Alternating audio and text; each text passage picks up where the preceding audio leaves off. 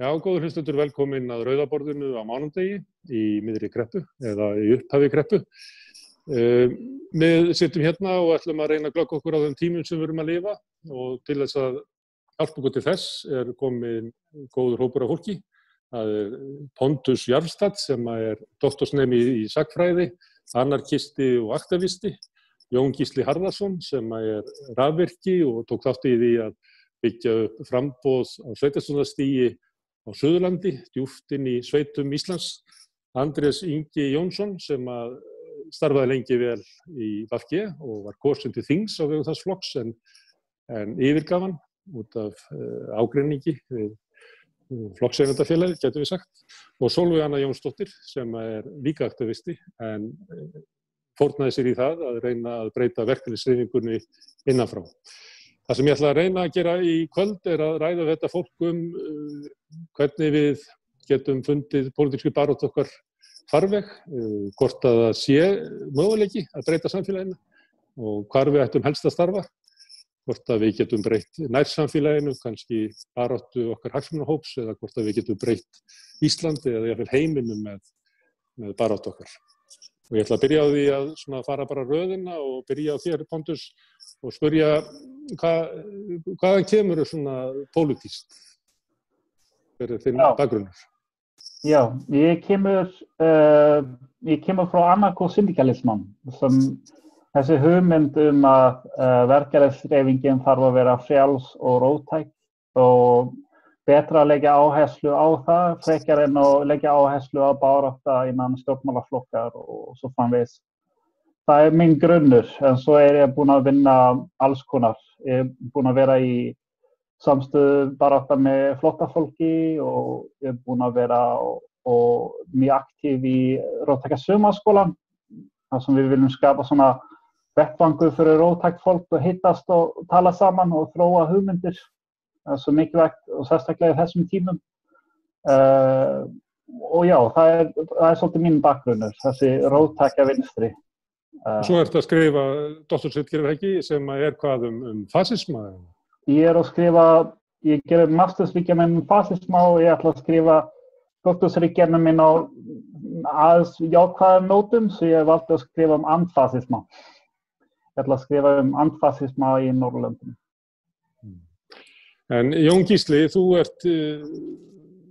bjóst austur í sveitum á Rangárþingi eystra og tókst þátt í 2014 að búa til framboð svona sem var eiginlega gegn ríkjandi öflum, framboð ungs fólks, eða hvernig myndirðu orða það? Já, þetta var nú,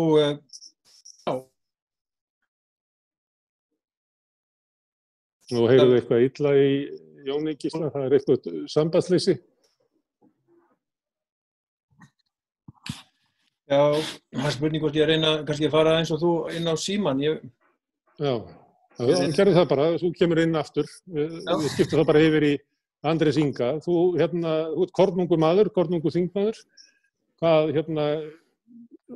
hverju fórstu að starfa inn í VG og af hverju var þið stilt upp á lista sem frambjóðanda svona ungum? Já, ég nú fertugur, þannig að það eiginlega engu samhengi nema stjórnmálum sem ég að vera 60, sko, ég tala líka sem bara afi, spyrðu svo. Já, en ég held að segja einmitt aldrei stöðu stjórnmálana að fertugt fólk sé, og ég meina, ég ungur í samhengi stjórnmálana. Og það held ég, eitt af þeim vandamálum sem við eigum við að etja í dag. Það vantar nýliðun í stjórnmálin, þannig að fólk bara eldist upp úr þessu. Ég byrjaði upp úr hruni 2008-2009, þá hafði ég starfað sem blaðamaður eftir að ég útskrifaðist og missti starfið eins og eiginlega allir sem störfuðu í þeim bransa á þeim tíma og var atvinnulaus í búsáhaldabyltingunni og gat þá verið að mótmæla og taka þátt í því sem ég hélt að væri kannski miklu róttækari breyting á samfélaginu en varð þegar upp var staðið. Og við vorum náttúrulega mörg þarna dálítið leitandi að einhverjum farvegi til þess að breyta samfélaginu, því að það var ákveðið gjaldþrot á hugmyndafræði sem hafði verið ríkjandi allt og lengi.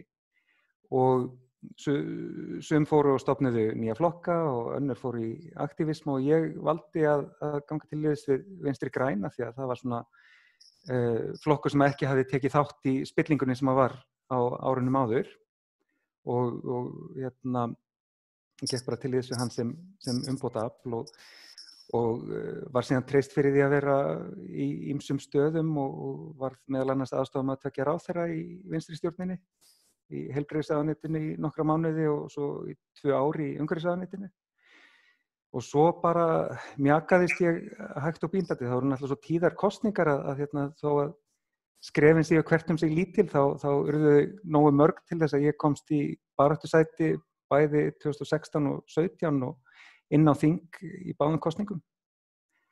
Og svo náttúrulega, svo var náttúrulega ákveðið að fara í stjórn með Sjálfstæðisflokknum og Framsókn eftir kosningar 2017 sem að ég og mjög margir félagar töldu ekki í takti þar sem að flokkurinn hefði staðið fyrir bæði á árunum áður og í kosningabaráttunni. Þannig að eftir að hafa gefið í séns bara til að virðingu við baklandið grasrótina sem að samþykkti þetta á flokksársfundi þá sá ég að þetta var ekki að ganga upp núna í nóvember og ákvað að segja mig úr þingflokknum en reyna svona að halda þetta aldrei tryggð við þar sem að ég ímynda mér að sé þar sem að brotthorfnir VG-félagar myndi vilja sjá inn á þingi. Þannig að þú þingmaður þeirra sem að fóru úr flokknum. Lítur svo kannski svolítið á það. Og þingmaður villikattana. Villikettinir hefðu á þing. Það er náttúrulega pínu erfitt að mála sig einhvern veginn þannig en ég er að reyna að svona sína virðingu þeim atkvæðum sem að komir inn í þessa stöðu. Og þú vonar að þetta fólk rati aftur inn í flokkin og að þú farið þá með þeim, að þið náið að laga flokkin eða hvernig lítur á þetta? Já, ég er bara ekki komin með það mikið langtímaplan. Ég veit ekki, satt best að segja hvort að flokknum sé við bjargandi, hvort að ég var þarna í áratug og upplifði hvað það er erfitt að breyta svona gamalli stofnun sem að stendur á ennþá eldri merki. Þetta er flokkur sem er stofnaði fyrir 20 árum en á rætur alveg langt aftur á síðustu öld.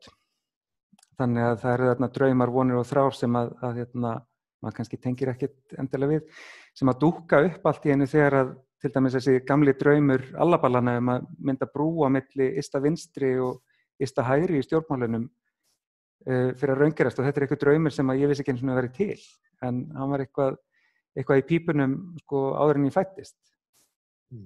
Það frá aftur í nýsköpunarstjórn eftir stríð. Já. Svona annað ef við verðum að fara á milli bara 3 hæða í lyftu og ég myndi spyrja þig, hver er þinn pólitíski bakgrunn? Já, ég hef nú alltaf verið svona róttæk og aðhyllst þínar sósíalísku hugsanir. Svo svona varð ég mjög aktív í hruninu og eftir hrun tók þátt í alls konar aktívisma. Ég og félagar mínir stofnuðu meðal annars samtök Íslandsdeild ATTAK-samtakana og voru mjög virk. Ég var með Pontusi og fleirum í Róttæka Sumarháskólanum. Ég hef komið að starfi innan samtaka hernaðarandstæðinga No Borders.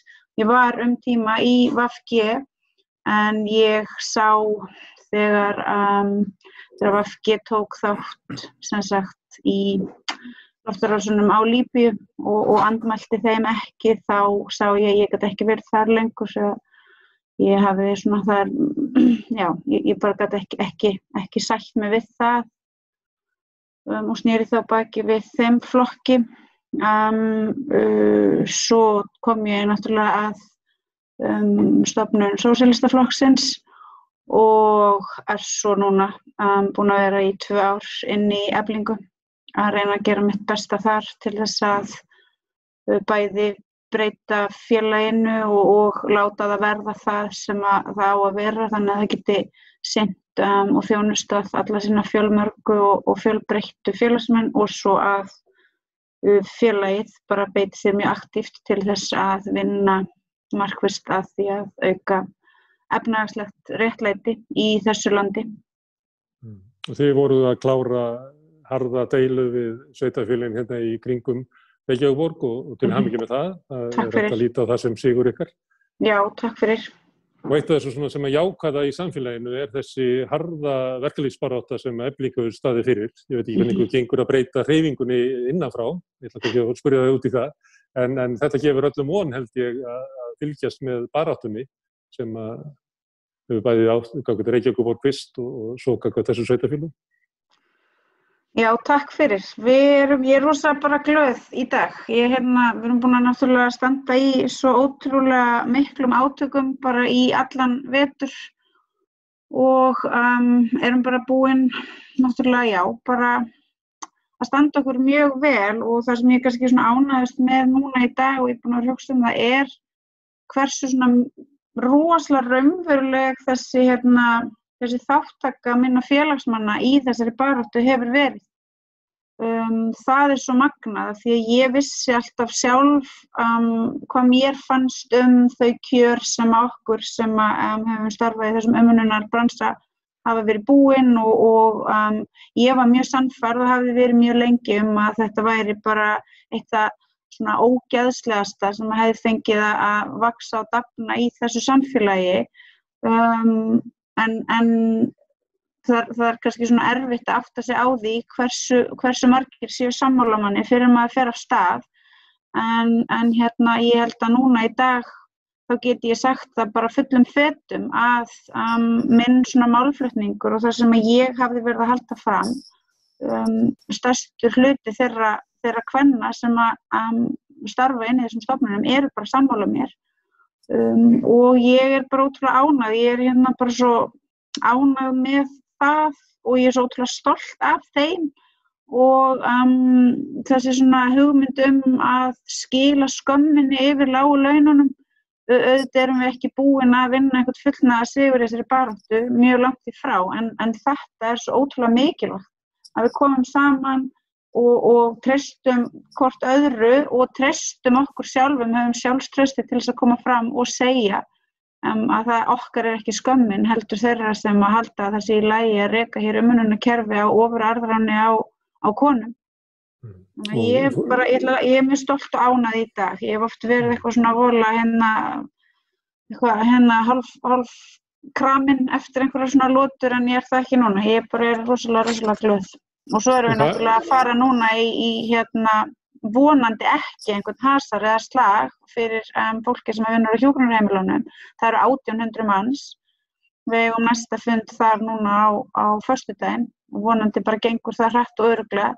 Ég get ekki ímyndað mér að nokkuð manneskja vilji fara í þennan slag við okkur. En ef að svo verður að vera þá bara gerist það. En þú lýsir þessu svolítið að þegar að félögum í Eflingu boðið upp á að fara í harða baráttu fyrir sínum kjörum, að þá fólki bara tilbúið. Felst í þessu að raunverulega hafi vilji fólksins staðið þessa átt áður, en félagið og verkalýðshreyfingin kannski bara ekki boðið upp á þennan farveg fyrir baráttu? Afsökunar, það einhver sími sem hringir rosalega hátt fyrir aftan mig, en já, það mín bara eindregna afstaða og ég trúi því og ég vissi það sjálf hvað ég vildi og ég var alltaf rosa hissa á mínum starfsferli í leikskólanum að félagið sem hlaut að vera meðvitað það hversu slök kjörin okkar væru og hversu svona vanræktar við værum og jaðarsettir. Ég skildi aldrei akkur að var ekki verið að móbilisera okkur og svo kom ég inn í hreyfinguna og það merkilegt að það var sagt við mig bara af alveg svona fremur stórum hópi fólks þetta, það vill nú enginn fara í verkfall og þannig að ég held að hreyfingin sjálf var búin að sannfæra sig þetta og þetta var bara orðin eitthvað svona viðtekinn sannleikur. En svo leið og þú ferð af stað og spyrð fólkið sjálf hvað vil ég gera, þá þessi svona minning og þessi vitneskja svona gömlu baráttutækin sem að skiluðu árangri, hún náttúrulega mjög lifandi og líka það að fyrir manneskju sem að hefur verið jaðarsett og hefur ekki haft neitt rými og ekkert plattform, bara það að fá að taka þátt í baráttu með félögum sínum. Það bara líka rosalega mikil mótivasjón sem að bara fólkin í því. Til dæmis þegar við fórum inn á jafnréttisþingið í Hörpu þegar við vorum í Reykjavíkurslagnum og það var svona píku spontant ákvörðun að fara þangað og við fórum þarna bara frekar stór hópur og þá einmitt skynjaði ég það svo ótrúlega sterkt hvað fólki finnst náttúrulega bara gaman að koma saman, taka þátt í einhverjum svona aðgerðum og þú veist það þarf ekkert að vera oft neitt mikið meira en þetta, svona einhver svona óljós svona söguleg vitneskja það að verkföll hafi eitt sem verið ástunduð og þau séu svona partur af því sem vinnandi fólk gerir og svo þessi svona gleði, þessi sanna gleði sem fólkin í því að fá að taka þátt í því að valda smá svona uppnámi í salarkynnum hinna og voldugu. Sem að voru í þessu tilfelli millistéttar konur í starfum hjá henni eitthvað fólk sem var komið saman eitthvað til þess að segja hvort þau eru að vera bestu feministar í heimi. Jón Gísli, þú ert komin á símaninn núna.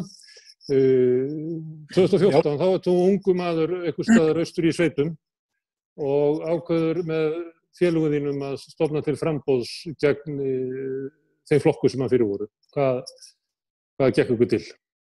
Já, ég var mildinu flutti ég til Danmerkur, kom svo tilbaka til Íslands og það var einhver annar flokkur alltaf móti sjálfstæðisflokkum og framsóknarflokknum. En það átti ekkert framboð að vera þetta ár, svo ég ákveði að setja auglýsingu í lokalblað sem hét Útkolla og heitir og auglýsti eftir fólki sem vildi koma að stofnun svona flokks og þó fylltist húsið og upp úr því var þessi listi stofnaður.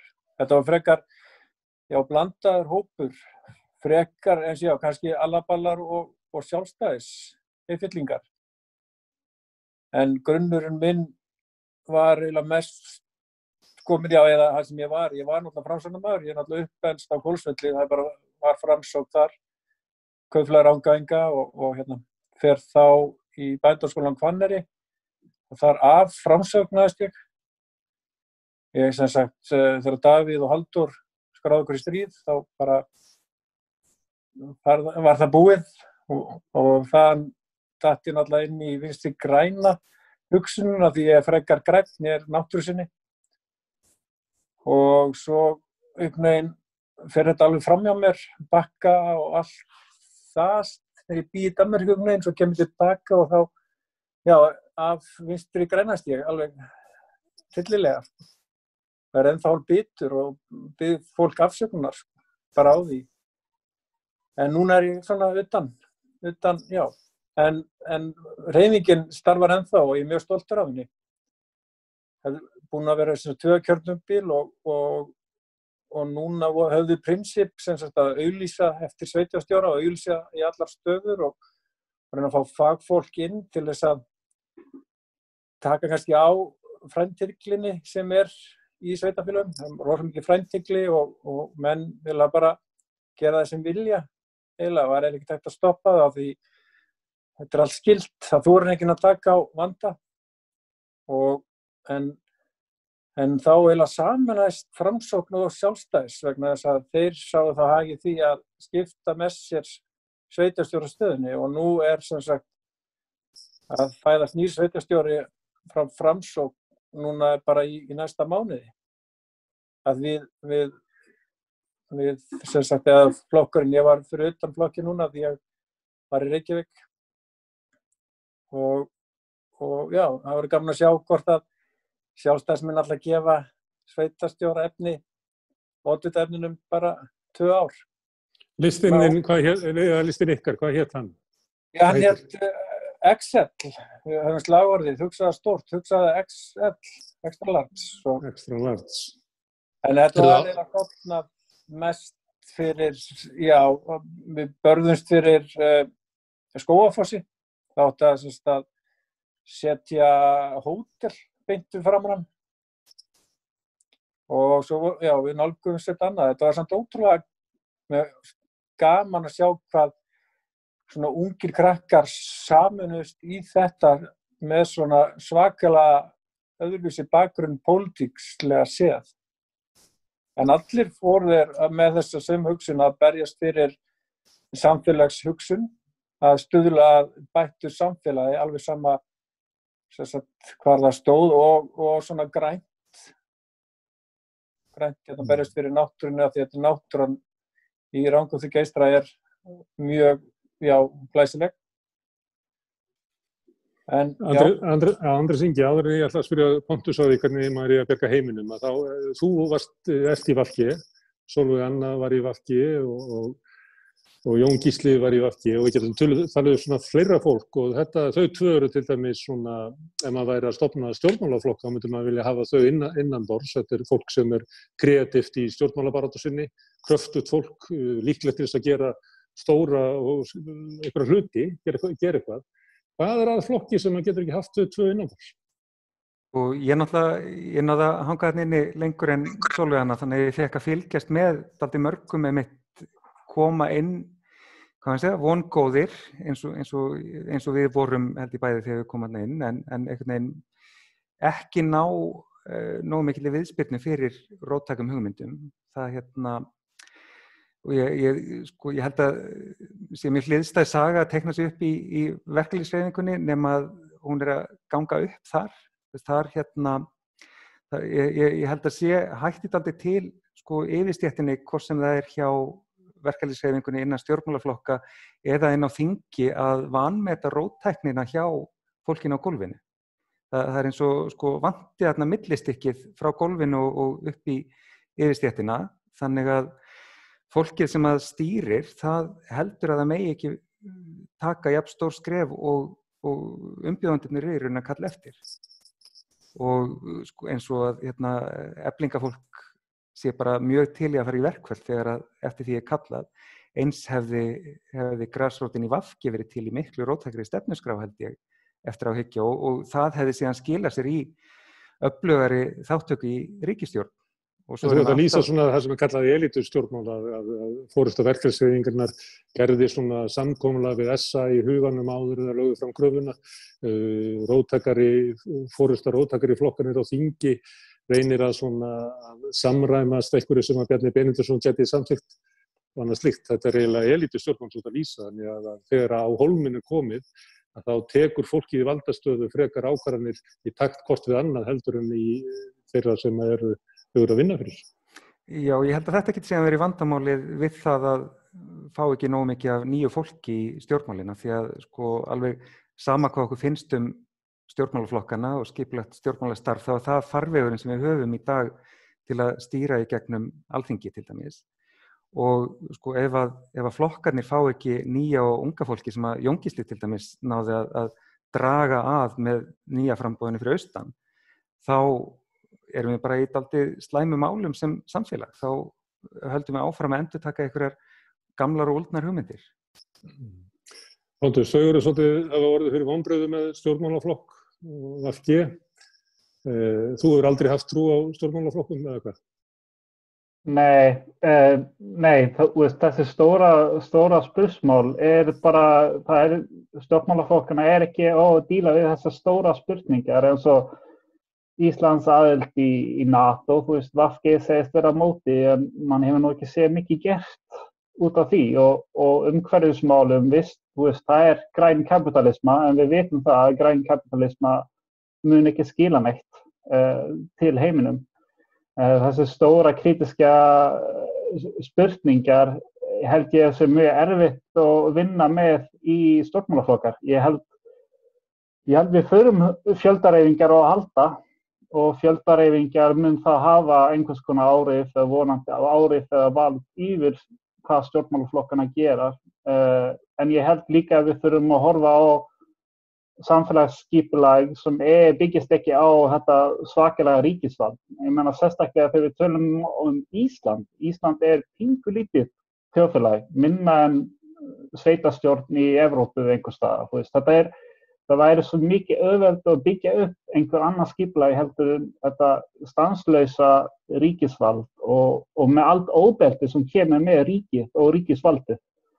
En svo við sjáum núna með nýja útlendingalöggjöfin sem Vinstri græn ætla og fara í gegnum með og allt þetta. Við séum bara þessi harðræði sem landamæri og ríki standa fyrir í heiminum. Að við þurfum að hugsa aðeins lengur held ég, og þora að hugsa aðeins lengur og reyna að gera eitthvað í það. Og svo í hvaða form það tekur, það kemur svolítið niður á tíma og stað og hvað við viljum gera, þú veist.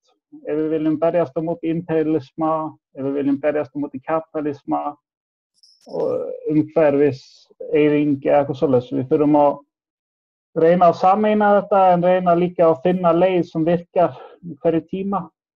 Þetta rosalega erfiða spurningar en ég set ekki mikið von til stjórnmálaflokkar og ég held við þurfum að passa okkur. Ég skil mjög mikið þessi jákvæðni sem kemur þegar til dæmis Corbyn eða Bernie Sanders dukkar upp.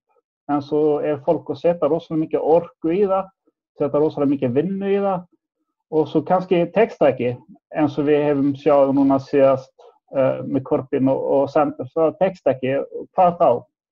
Þá þurfum við að spyrja okkur, hvað gerum við næst? Og við þurfum að sýna lojalitet til því með grasrótum. Við þurfum að sýna lojalitet í róttækja hreyfingar og ekki gleyma þeim og berjast með þeim og sýna samstaða við bara marginalisera fólk sem að standa við harði baráttu og við sjáum oftast að þegar það kemur á til dæmis baráttu flóttafólks, þá eru róttækt fólk í fremsti röð og berjast fyrir þeirra, fyrir að berjast í samstöðu með flóttafólks til dæmis. En aldrei rétt að stíga inn í gamla kerfið, í gömlu flokkana eða jafnvel kannski verkalýðshreyfingin eins og stjórnmálaflokkarnir, gömuls og valdastofnun, þar sem að margir farið þar inn og brennt sig á því og reynt að breyta það innanfrá og ekki tekist. Við skulum vona að það takist. Það alltaf rétt fyrir fólk að vera raunverulega út á torginu og gera kröfur á valdið? Það aldrei rétt fyrir fólk að stíga þar inn og reyna að breyta flokki eða hreyfingu og hvernig á þessi breyting að koma fram ef að við tökum ekki á þeim valdatækjum sem eru? Þú ætlar að taka á þeim til þess að leggja þau niður, eða hvað? Þetta rosalega erfið spurning. Ég ætla ekki að vera dogmatískur og ég ætla ekki að vera dæmandi hvað annað fólk gerir. Ég bara líti á sjálfur að oft verður vandamáli þegar fólk reyna að fara inn í kerfinu, fara inn í einhver stjórnmálaflokk og reyna að breyta því. Að kerfið getur reinvent itself, að kerfið getur finna nýja leiðir til að komast hjá þessi challenge. Með einmitt þetta, eins og við sjáum bara sögulega með sósíaldemókrati og eitthvað svona, kapitalisman, sósíaldemókrati, jafnréttis, kratar, þeir voru einu sinni mjög róttæk, þeir voru antikapitalísk, en með að fara inn í kerfinu og með að gera þessi stanslösa, að negotiata í burtu þessa stóra spursmál, þá nær kerfinu að vinna sig úr þessi challenge og finna upp á nýtt, þú veist. Við þurfum að gera okkur grein fyrir það, að þú mun forna eitthvað með því að fara inn í kerfinu, en samt, ég skil það alveg, þessi skoðun sem ég hef núna, hún mjög svona pure, hún mjög svona, hún byggist á hugmyndafræði sem ég trúi á, en ég verður bara, þú veist, lifa með það, en ég ætla ekki að dæma öðrum, en ég held að mikilvægt og stanslaust vera gagnrýn, hugsa gagnrýna spurningar og gagnrýna valdið, það sem valdið er.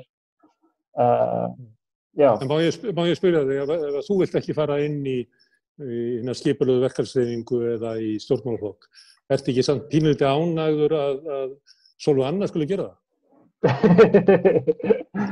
Já, ég hér og þar, ég reynir að vera aktív það sem ég er, þú veist, þegar ég var mjög lengi á Íslandi, meira 10 ár var ég á Elliheimili, ég reyndi að gera mitt besta þar og ég var að vinna smá innan Elliku líka, var að reyna að gera eitthvað og eitthvað svona, ég er að reyna að gera það, ég er að reyna að gera hluti það sem ég geti gert þau.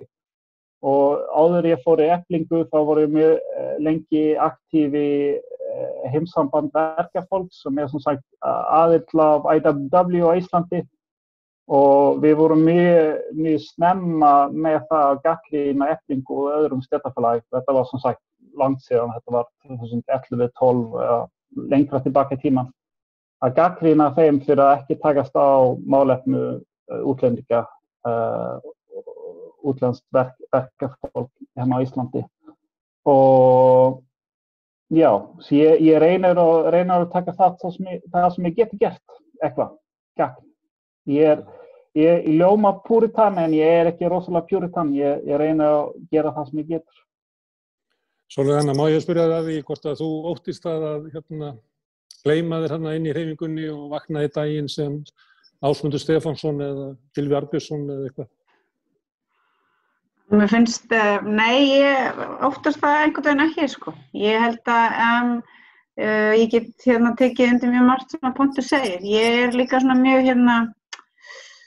ég reyni að vera ekki dogmatísk, en ég bara hef mína hugmyndafræði sem ég lifi eftir og trúi á og ég get ekki séð hvað, ég get ekki ímyndað mér að einhvern veginn glata henni eða skilja hana einhvers staðar eftir í einhverjum vegkanti og halda áfram án hennar. Það hún og það hún og svona hvernig ég hún hjálpar mér að sjá og skilja samfélagið. Þannig að ég held að það mun ekki gerast, en auðvitað ég engu að síður alltaf mjög meðvituð það að manneskja sem hættir að vera á vinnustaðnum sínum og hættir að lifa í þeirri tilveru. Auðvitað glatast, það glatast bara einhver þekking og einhver reynsla. Það óumflýjanlegt, en þá á móti kemur og það skiptir þá öllu máli að reyna að gera það sem við höfum verið að gera núna í vetur og meina það svona af öllu hjarta að vera þá með til dæmis í samninganefnd fólkið sem sjálft á vinnustöðunum og vera raunverulega bara svona hvað segir maður, bara manneskjan sem svona flytur skilaboðin frá þeim áfram. Þannig að ég ætla ekki að halda að ég sé eitthvað betri en aðrir sem hafa komið á undan mér, en mér finnst það samt, ég ætla að leyfa mér að segja það núna, að mér finnst mjög ólíklegt að ég muni nokkuð sinni vilja starfa án þeirra svona hugsunar sem ég trúi á, sem hugsunin réttlæti og sanngirni í mannlegum samskiptum og að það fólk fái að lifa frjálst undan kúgun og arðrani. Og þessi svona hugmyndafræði sem hefur verið starfað eftir eins og hér var sagt að vera svona andlega búin að svona ímynda sér hvað muni ganga best í samskiptum sínum við útsendara auðvaldsins eða valdsins. Það bara ekki staður sem ég get séð fyrir mér að ég fari á. Ég vona að ég reynist sannspá eigin hegðun. Og halda hreyfingunni þannig að það sé fólki sem býr við kjörin sem þeir að semja sem ekki þátttakandi. Já, ég náttúrulega stjórna ekki hreyfingunni. Ég formaður í einu félagi, vissulega mjög stóru og þar af leiðandi valda miklu innan hreyfingarinnar. En ég skipti mér ekki af því hvað aðrir formenn gera og ég get ekki haft áhrif á það. Þannig að ég get með þá bara einhvers konar, ég veit það ekki, góðu fordæmi, segjum það, sýnt hvað ég trúi á og núna náttúrulega augljóslega sýnt það að svona samstöðu barátta þar sem að við komum saman og við svona skiptumst á að segja sögurnar og segja frá að það skila sannarlega mjög miklum árangri og við getum þá bara, eða ég get þá bara vonað að aðrir vilji þá leika sama leik. Jón Gísli, í síðustu viku voru 2 eða 3 þættir hérna við Rauðaborðið þar sem var mikið til fólk á svona þínu reki, ungt fólk sem ég kalla, því ég gamall kall, fólk sem komst til svona pólitískar, svona vits og ára eins og sagt á nýfrjálsvíkinni og þeim var svona tíðrætt það að kannski svo hugmyndafræði hefði svona haft áhrif á þau. Það var svona, fór í gegnum af stjórnmálavæðingu samfélagsins. Það voru eiginlega engin álitamál sem voru eiginlega lýðræðislega vettvangi.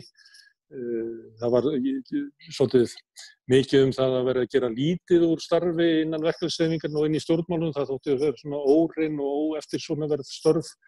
Talað að við gætu kannski litlu breytt, stjórnmálamenn gætu litlu breytt, þeir ættu bara frá, ekki vera fyrir, að framtíðin kæmi einhvern veginn til okkar, besta framtíðin sem við getum búið upp á væri að við bara tækjum hendurna frá og leyfum markanum að koma með lausnina. Þetta var svona annar hlutin. Hinn hlutin var alveg ótrúlega svona djúpstæð vonbrigði með stjórnmál sem var, þó að fólk hafi verið búin að átta sig á því að það hefði verið svolítið blekkt í því að horfa niður til svona virkrar pólitískar þátttöku almennings inn í hinu skipulögðu stjórnmálastarfi. Þá var fólki líka vera mjög sárt yfir svikum, því að við nú nefnt hér öll svik VG, en það á við fólk sem hefur fylgt öðrum flokkum líka, svona svik gagnvart forystunni.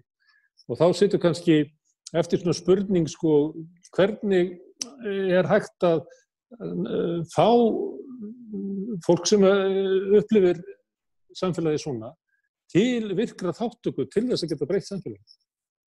Þú afsakar að hér bara að spyrja stórar spurningar, hér engar smáar spurningar. Já, nei, ég miklum vonbrigðum eins og með Vinstri græna, við kennum það, en ég bara spurt sjálf mig af hverju þetta, sem sagt, af hverju þau meðvirk eins og fascisma, af hverju þau líta framan í spegil á kvöldi, þau að hugsa, já, þarna leik ég á hennan gaur eða þau hugsa mér, já, þetta var rétt hjá mér, en svo þegar andlit fascismans í Danmörku, forseti danska þingsins, kemur hérna og messar yfir okkur og okkar alþingi og okkar forseti alþingis, hann réttlærir þetta, sem sagt, þegar hann lítur fram í spegilinn örugglega kvöldi að danska þjóðin myndi mókast ef við myndum vísuna á dyr. En hún var náttúrulega bara ekki kosin, hún var náttúrulega bara stofnuð í einhverju herbergi af Lars Løkke og fleirum. En ég velta fyrir mig af hverju, ég bara hugsa, þegar maður vill skilja þetta eða breyta þessu, ef ég vill breyta ykkur, þá vill ég skilja það. En ég bara skilja þetta ekki. Hvað verður, hvernig getur réttlæta sjálfa sig með því að taka skrefið svo langt frá því það sem það stendur fyrir.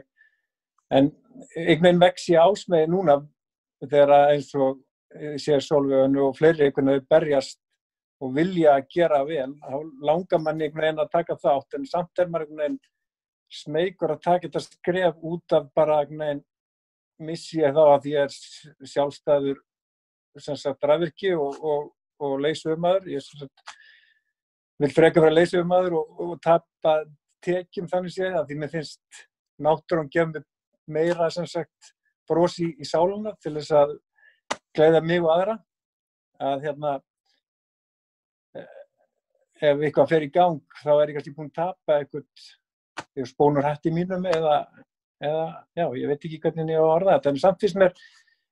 Og þá hugsaði ég líka eins og núna, ég heyrði einn ráðherrann var að tala það að þeir ætla að bæta vegi til þess að vera tilbúnir fyrir ferðamenn. En hann kannski kemur ekki og svo þurfum við kannski bara eitt gos sem stendur í 2 ár sem stoppar allt. Það eins og einhvern veginn, það ekkert hugsað fram fyrir neitt, það ekkert sem sagt, svo hugsaði ég það bara aftur, hvernig geta þessi menn litið framan í sig á kvöldin og sagt bara já, ég stóð mig vel eða þeir svona bara þarna leki á ríkisútvarpið eða hvernig ég bara, já. Þetta margar spurningar á móti, en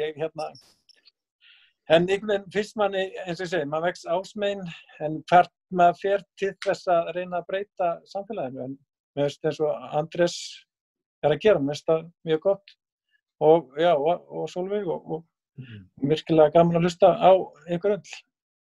Andrés, þarna heyrðist bara eiginlega í svona ráðvilltu manni sem bara botnar eiginlega ekki hvað stjórnmálin á þínum vettvangi sem þingið hvað þau bara snúast, sko. Þetta var maður sem bara skildi ekki, sko, söguna sem hann var að lesa. Það bara botnaði ekkert í þessu. Nei, ég skil hann mjög vel og náttúrulega það sem það þessi stjórnmálavæðing stjórnmálanna sem þú talar ég held að hún hafi sitt að segja vegna þess að það er búið að byggja upp einhverja mystík í kringum stjórnmálin á meðan sko, stjórnmálaflokkur ekkert annað en félagasamtök utan eitthvað farveg fyrir hugmyndafræði ef að vel tekst til. En sko rofið sem verður þegar þeir hætta að vera þetta og fara að snúast einhverja sérhagsmunagæslu fyrir einhverju öfl í samfélaginu eða bara að halda í sko stóla undir fólkið í forystunni og þá stendur fólk eins og Jón Gísli á kantinum og missir alla tengingu við flokkinn. Og sko ég ekkert bara að tala minn gamla flokk, heldur bara stjórnmálin almennt. Og í rauninni sko ég ekkert svo langt frá pontu sem það að breyta samfélaginu, það á ekkert að þurfa stjórnmálaflokk til, en það samt einn af farvegunum sem við höfum í dag. Og þessar fjöldahreyfingar sem þeir eiga að vera eru bara mannaðar af oft mjög fáu fólki og það mjög þröngt innrömmuð umræða. Þannig að sko stefnan sem mótuð verður ekki róttæk. Róttæka fólki sem kemur inn það myndar kannski ekki sko, krítiska massan sem þarf til að hafa almennilega áhrif og verður þar af leiðandi fer það kannski að tempra sig dálítið en heldur samt í það að það sé róttækt og verður á sama tíma fjarvistarsönnun fyrir flokkin í jafnvel heilum málaflokkum. Og við þekkjum þetta örugglega úr sko, öllum stjórnmálaflokkum þar sem þú ert með sko, mesta frjálslyndismannin í Sjálfstæðisflokknum alltaf að tala vín í búðir en það bara til þess að sé hægt að segja það í kosningabaráttu og svo höfum við verið með hörðustu umhverfisverndarsinnana í VG sem eru síðan tempraði niður þegar að flokkurinn gefur út leyfi til rannsókna á olíu á Drekasvæðinu. Þannig að þetta verður svo ofboðslegur hrærigrautur og veltir stundum fyrir sig hvort að spilli fyrir flokkunum að þeir séu alltaf hugsaði sem einhverja varanlegar stofnanir. Sjálfstæðisflokkurinn búin að vera til í sko, skriljón ár og Framsókn líka og allir flokkar vilja vera þannig á meðan sem best heppnuðu flokkarnir komu og fóru. Það eru örugglega engin flokkur sem hefur haft jafn mikil áhrif miðað við sko, lengdin á þingi eins og Kvennalistinn sem að bara stofnaði sig 83 og lagði sig síðan niður nokkrum kjörtímabilum síðar eftir að hafa náð að gjörbylta landslæginu í stjórnmálunum. Það má ég að spyrja að því, sko, þú ert að lýsa stjórnmálaflokkum á hnignunarskeiði, stjórnmálaflokkar sem eru nýir, VG á rætur til líklega 1916, stofnun Alþýðusambandsins og Alþýðuflokksins. Þetta kannski ekki lýsing á flokknum á þeim tíma. Ég kom að því að stofna Sósíalistaflokkinn og þá var þeir að velta þessu einmitt fyrir sér og þá sá maður kannski svona 19. öld og þá hefur þessar stóru hreyfingar gegn þrælahaldi og kvenna baráttu fyrir kosningarétti kvenna og öðru slíku sem að vinna sigra en tekst svo ekki að halda sigrinum svo á 20. öldinni þá hefur læri fólk og stofna flokka sem að ná einmitt að halda sigrinum og halda völdunum en missa þá kannski sko það sem að hreyfingi gaf þeim og þá var svona leikurinn að segja að við þurfum að búa bæði til flokk og hreyfingu einhvern veginn saman sem að engin veit hvernig á að gera en það til þess að lýsa þessu tvennu að það kannski erfitt að dæma sko flokkar á 20. öld, flokkar alþýðunnar á 20. öld unnu náttúrulega stórkostlega sigra og tókst að ná völdum hér og þar sem að alþýðan var aldrei boðið að áður þannig að þýðir þetta þessi hnignunarstaða flokkana sem eiginlega forysta sem án tengsla við grasrótar eru bara einhverja skeljar eins og oft sagt þýðir það að stjórnmálaflokkur ónýtur og við erum að finna bara eitthvað nýtt. Andrés. Já, sko nú náttúrulega ég nú ég stofnunin. Ég hef verið í stjórnmálaflokki núna í áratug og inn á þingi í mörg ár þannig að ég væntanlega sko fyrir alltaf að verja það kerfi. En en líka bara sko vegna þess að það það sem við höfum í dag, þannig að við getum kannski til lengri tíma litið á einhvers konar sko beinni aðkomu almennings að ákvörðunartöku, beint lýðræði og það. En það sem við höfum sko næstu X kosningar fulltrúalýðræði í gegnum stjórnmálaflokka. Þannig að ef við viljum breyta samfélaginu næstu 10-20 árin, þá gerum við það í gegnum þessar stofnanir. Og ég held að krafan hjá kjósendum eigi bara eftir að herðast á að stjórnmálaflokkarnir hlusti betur, að þeir verði sko, þeir spæni ekki í gegnum hvern róttaklingin á fætur öðrum og láta hann vera fjarvistarsönnun í nokkur ár og henda hann síðan frá sér, heldur bara breyti sér, verði virkar í að hlusta á grasrótina og svara kalli tíma sem að þú veist, stjórnmálaflokkar væru ekkert slæmir per se nema vegna þess að þeim hætti til að staðna og það bara vegna þess að þeir hlusta ekki. Pontus, hreyfing og flokkur. Ég tók dæmi af baráttunni fyrir kosningarétti kvenna og konur fengu kosningaréttin og svo bara breytist ekkert áratugum saman.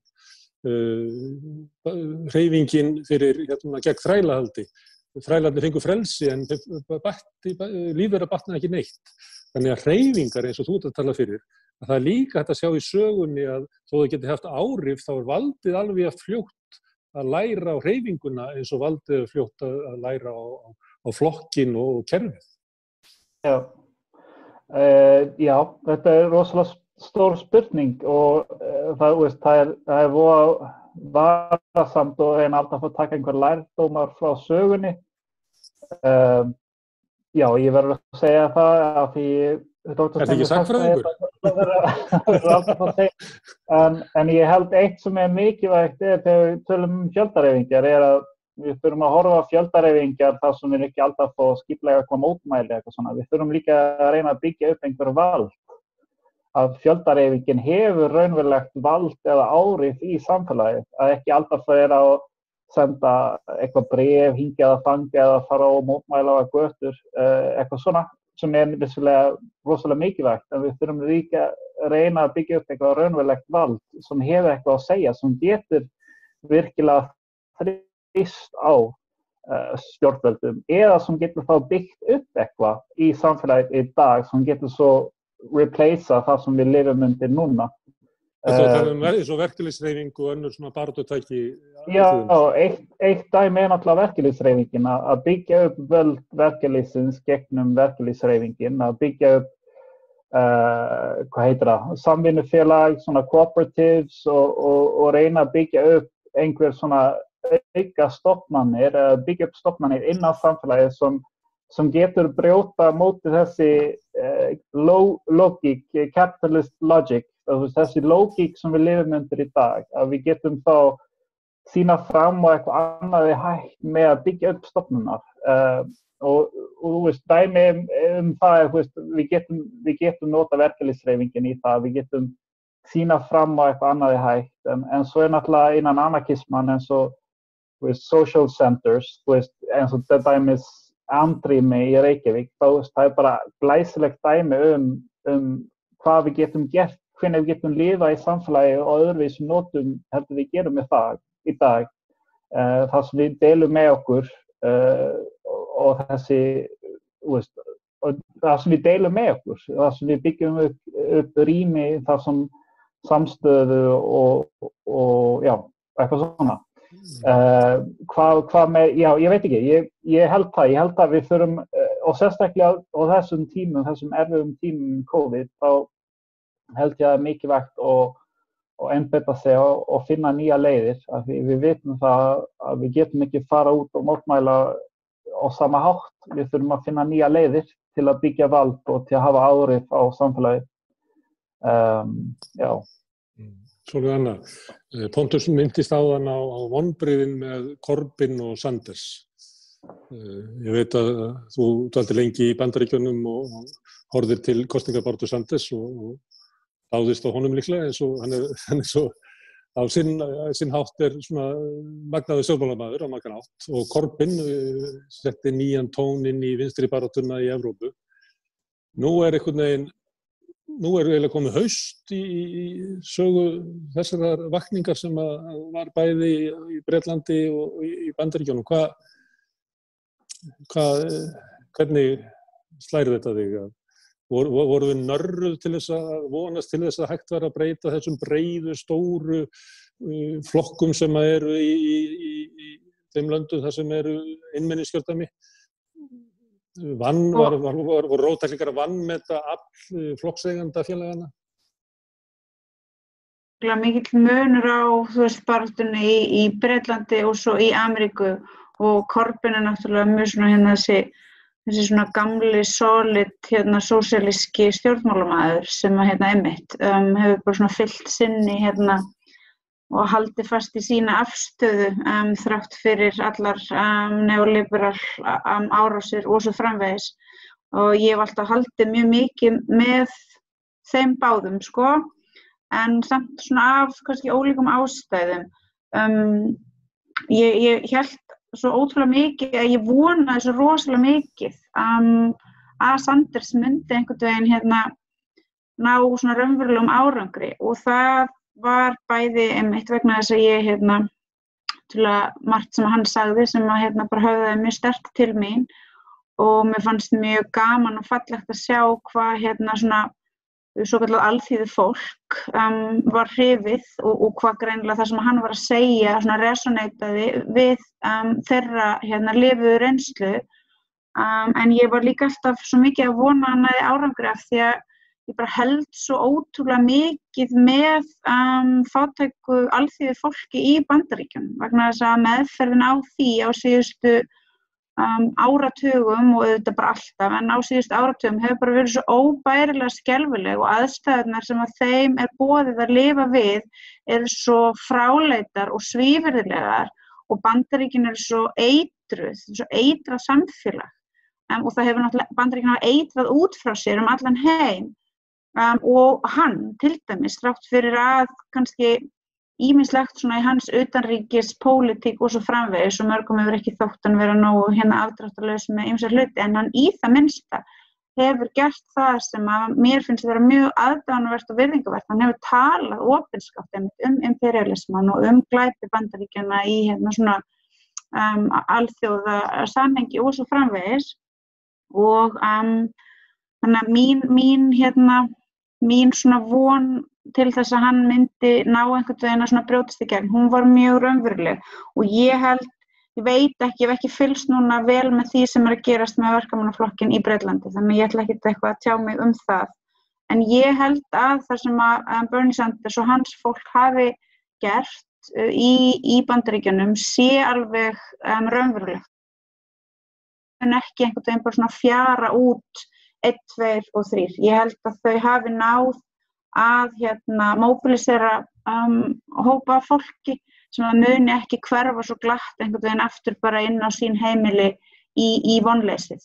Ég einn maður sem ég þekki ekki neitt, en einhvern tímann las ég grein eftir hann og fann hann svo á Facebook, hann heitir Vince Emanuel, hann 3 sinnum fór hann til Írak og var þar, og bara alveg frábær manneskja og mikill baráttumaður fyrir réttlátu samfélagi, og mikill gagnrýnandi á stríðsrekstur og viðbjóðin sem Bandaríkin hafa staðið fyrir, og hann til dæmis var svona mikill og solid svona Bernie maður, og hann alveg, eins og ég segi aftur, ég þekki hann ekki neitt og fann hann á Facebook og las eftir hann grein, en bara það sem hann skrifar og segir, þetta bara alveg svona mjög markviss aktivismi, radikalismi, rosalega djúp og sterk svona meðvitund það hvað að í bandarísku samfélagi, mjög hörð gagnrýni á kapítalismann og allt þetta, og ég einhvern veginn skinn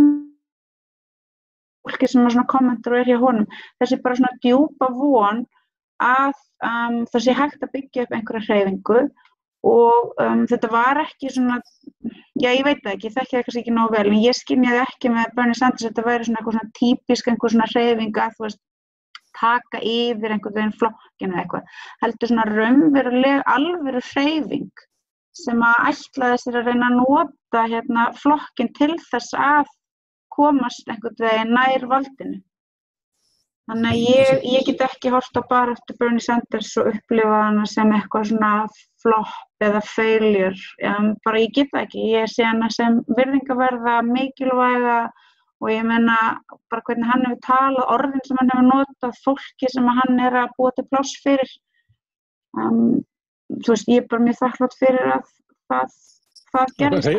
Hreyfingin og baráttan sé virðingaverð þó að hafi ekki náð allavega í þessu.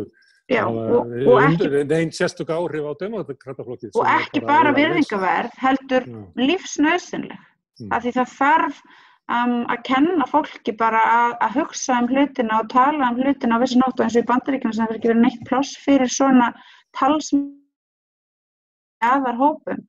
Þá það bara, það eitt bara stór og mikil gjöf sem að ég held að hann hafi náð að færa fullt af fólki. Jón Gísli, það í Bandaríkjunum að þegar Bernie Sanders var að tala og þegar var skoðuð stefnuskrá hans, hvað mál hann var að mæla fyrir, þá var þetta mál sem að kannski 70% af þjóðinni var sammála. Hann var hins vegar svona útlistaður í fjölmiðlum og af öðrum stjórnmálamönnum sem svona jaðaröfgamaður, sem að kannski passa við það sem að Sólveig Anna var að segja áðan, að það var talað að sko fjöldinn í verkfallshreyfingunni vildi ekki fara í verkfall, en þegar hann spurður að því þá kemur ljós að vildi fara í verkfall. Heldur að þetta sé kannski staðan líka í íslensku samfélagi, að það sem að stjórnmálin með stóru S-i sem að við horfum á í fjölmiðlum og svona, að málin sem að þau eru að ræða séu kannski mál sem að tengjast kannski bara 30% á meðan kannski 70% af fólkinu með kröfur, væntingar og vonir sem að stjórnmálin á einhvern veginn ekki að beisla eða gera að sínum grunni. Já, ég var nú að lesa aftur greinina eftir Stefán Jón, Rányrkjubú, núna daginn, var hann að skilja það aftur, hvort að ég var jafn sammála því þegar ég las það í fyrsta skipti og núna aftur, og hvort ég bara hugsa eitthvað öðruvísi sem sagt Rányrkjubúið og enn klíku kapitalisma sem hér á Íslandi. Svo, já, ég held, ég eiginlega sammála sem þú varst að segja með það að í rauninni, þá elítan eða þessi 30% kannski sem, eins og ég segi oft við vinum mína, kannski fer við einu öðru, við erum öll, sínum tíma sagði við erum öll kommunistar en sósíalistar, við viljum sem sagt að við höfum aðgang að grunnþörfum sem sagt skólakerfis og spítala og löggæslu en einhvern veginn ekki samið við fólkið og lögreglan hún fær ekki svona að fara í verkfall, hún samdi af sér verkfallsréttinu á sín tíma til þess að fylgja þá kennarasambandinu held ég en það var svikið frá degi 1. Svo jú, ég held að þessu út að segja að það þegar við myndum fara í hart þá myndum við fá eins og Eflingar að sýna. Varstu ekki að spyrja því annars? Varstu ekki að? Nei, bara svona þetta bil sem á milli vilja almennings, þú eiginlega að segja það ef maður myndi orðið þetta eins og stjórnmálamaður að almenningur vill frá almenna örugga heilbrigðisþjónustu, vill almennt örugt húsnæðiskerfi, vill gott menntakerfi og svona það ekki deilt, en hins vegar stjórnmálin oft ekkert að fjalla þetta sko, við erum að fjalla bara eitthvað annað sko. Þau eru því og nú ætla ég að vera eitthvað voða gáfulur, ég þarf eiginlega að skrifa niður hlutina þegar ég mal á og svo ég hugsa svo svo margt að þegar ég vill svo segja það þá ég eiginlega búin að gleyma því. Eins og þú með nöfnin kannski. Þú setur þetta bara á Facebook. Herðu, segðu mér... ég að reyna að minnka það. En ég gef kannski náttúrulega bara. Andrés, hvað verður þig sem stjórnmálamann? Verður í framboð Bjarni Benediktsson sem talar ofta eins og hann ráði öll á Íslandi, segir að verði kosið haustið 2021. Verður þú í framboði? Ég bara ekkert búin að ákveða neitt það. Enda, sko, ég ekki í stjórnmálum út á minn persónulega metnað heldur, bara vegna þess að mér finnst ég hafa eitthvað fram að færa og það kannski pínu flókið að sjá til lands með það af því að þetta hópvinna að vera í stjórnmálum. En nú ert þú bara einn í hóp á þingi. Nærðu árangri? Já, ég held það. Þetta náttúrulega mjög mikið sko, inn í nefndum og milli fólks bara á einstaklingsbasis og það alveg að ganga ágætlega. Þannig hefur alltaf verið gott fyrir mig að vinna inn á þingi, að bara tala við alla og styðja góða hluti, þá eru góða hluti stuttir á móti. Sólveig Anna á sumu leyti auðvelt með að vera tengd grasrótinni sinni, hún getur bara eftir kosninga, viljið þið fara í verkfall eða hver eru kröfur ykkar. Hvernig hefur þú tengst við þína grasrót einn í flokki? Ég bara passa að vera í sambandi við fólk sem stendur mér nærri í hugsjónum og tala við það reglulega, eiga einmitt svona Zoom-fundi við fólk núna í COVID-inu, þannig að ég haldi einhverju jarðtengingu og eins þegar að koma svona stærri álitamálin á þingi þá bara talaði fólk sem hefur vita af þeim af því að það hafa verið að tala til dæmis útlendingamálið áðan sem við erum að ræða inn á þingi í dag. Þá fyrsta verk þar náttúrulega bara að heyra í sérfræðingum, lögfræðingum sem hafa unnið með hælisleitendum og bara fá hjálp við að greina málið til að sjá hvernig það vaxið. Og það eitthvað sem að sko ég held að sé kannski það sem að svo óskiljanlegt þegar fólki fer að leyfa hlutum að slæta í gegn, sko ekki bara án þess að taka upp tólið og heyra í fólki sem hefur meira vitað heldur líka að hunsa ábendingarnar frá þeim sem að vara fólk við til dæmis þessu útlendingamáli en dæminu náttúrulega mýmörg. Pontus, nú fyrir að ljúka þessu, mér langaði að spyrja svona í lokin þig og Sólveig og Önnu að nú erum við að ganga inn í kreppu, allavega djúpa efnahagslægð sem að fólk að leita einhverjum dæmum í sögunni. Englandsbanki talaði 300 ár. Á Íslandi hefur Bjarni Benediktsson talað kreppuna fyrir 100 árum sem er 1916 til 1920. Býstu við að við séum að ganga inn í sem svona meiri átakatími sem við erum að ganga inn í og ef svo heldur að það séu fleiri tækifæri til þess að ná einhverjum breytingum í samfélaginu á slíkum tíma, það sem kreppa og átök í samfélaginu? Það rosalega erfitt að segja. Ég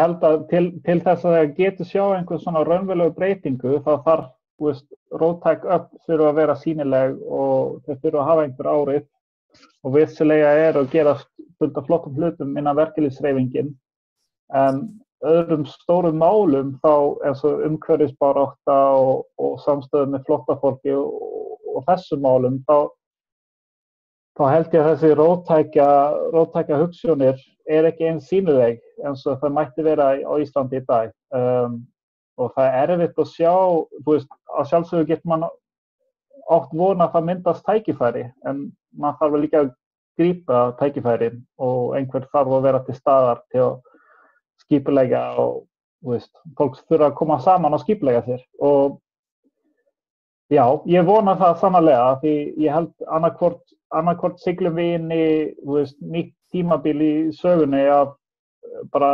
hræðilegu svona authoritarian samfélag eða þá að við getum notað tækifæri til að sýna fram hversu mannfjandleg kapitalisman og að við þurfum að skipuleggja samfélagi upp á nýtt. Við þurfum að hugsa meira umhverfisvænt og við þurfum að fara frá einhvers konar markaðshagkerfi í eitthvað annað sem virkar. Já, og bara þessi stanslausa eyðileggingu á náttúru og dýralíf alls staðar í heiminum í dag, þess vegna höfum við COVID. Mannfólki bara að tyggja jörðin upp og að sjálfsögðu hefur sum meira ábyrgð fyrir þetta en aðrir og við þurfum að benda fingur á þeim sem eru með vald en það ekki nóg alltaf að benda fingur, við þurfum líka að gera eitthvað, við þurfum líka að berjast. Taka völdin. taka völdin. Eða ekki, ekki. Sólveig Anna, erum við að fara inn í tímabil sem svona, ég segi kannski, ég ætla ekki að vera ódramatísk og segja úrslitastund, en það sem eru meiri svona átök og kannski meiri hætt á að dyrnar bara lokist eins og Pontus var að segja, við getum lokast inn í fasisma eða aukinni valdboðsstefnu, eða þetta tækifæri fyrir alþýðuna að ná umtalsverðum árangri? Ég hef svona, kannski leyfði mér þegar þetta var svona að byrja að tala og nota orðið tækifæri og svo voru félagar mínir sem voru svona að segja að það kannski væri varhugavert að nota þetta orð vegna þess að það gæti hljómað svona einhvern veginn kæruleysislega í eyrum þeirra sem að væru að verða fyrir stórkostlegu áfalli, en þegar ég nota þetta orð þá er ég náttúrulega ekki að nota þetta á einhvern svona einstaklingsmiðaðan, einhvern svona svona einhvern þannhátt, heldur er ég að segja, sko, af því ég núna að nota þetta áfall sem að hefur hér dunið á okkur og öðrum til þess að knýja á raunverulegar breytingar, til dæmis þegar við horfum á umhverfismál, og ég hef lengi haft þá bara djúpu sannfæringu og hún hefur ekkert breyst, að við ættum til dæmis að ná raunverulegum árangri í því að forða veröldinni og lífríkinu undan þessari hræðilegu kramningsvél sem kapítalismin og verðum við að ná árangri fyrst í því að búa til meira af efnahagslegu réttlæti á milli mannfólks vegna þess að það mjög erfitt ef að samfélög, ef að þjóðríkin og samfélögin eru algjörlega heltekin af átökum á milli þeirra sem að eiga fjármagnseigenda og eigenda atvinnutekjunnar og svo vinnuaflsins, hvernig á þá vinnuaflið alþýðu fólk að hafa orku og tíma og getu í það að gera það sem þarf að gera, sem að fara í mjög massífa bara svona umhverfisvörn gegn kapítalismanum. Þannig að við þurfum núna að tryggja einhvern veginn að þessi faraldur og þessi kreppa sem að nú blasir við okkur verði einmitt ekki til þess að kapítalismin sæki sér svona jafngjörðina utan sjálfan sig sem fasismin til þess að passa að róttæklingar og vinnandi fólk einhvern veginn nái meiri árangri í baráttunni sinni. Og þetta líka eins og Pontus var að segja, ég meina við höfum meiri líkurnar okkar á því að ná árangri eru meiri ef að einhver fyrirbæri, einhver stofnanir, einhver samtök eru til staðar þegar svona hlutir eins og þetta hrun eiga sér stað, og við kannski erum á aðeins betri stað til dæmis en við vorum eftir 2008, því að þá vorum við að koma saman, vissulega þá gátum við hist og mynda hópa og verða mótmæla, en við vorum samt öll að koma undan tímabili þar sem að það hafði verið svo rosalega mikil bara svona stöðnun og úrkynjun í þessum svona hreyfingum. Nú hefum við þó verið að vinna og paufast og gera og stundum meira sig að ná að vinna einhverja sigra síðustu 12 ár, og venjulegt fólk hér og í Evrópu og í Bandaríkjunum út allan heim hefur notað tímann sem að liðið hefur frá 2008 til þess að bindast samtökum og til þess að orða kröfur sínar og koma saman. Þannig að ég held að við mögulega getum núna látið einhvern veginn til skara skríða og gert það sem að við verðum einfaldlega að gera, sem að ná raunverulegum árangri í baráttunni gegn kapítalismanum, sem að ná raunverulegum árangri í baráttunni fyrir því að við megum lifa í sátt og samlyndi hvert við annað og við lífríki í kringum okkur.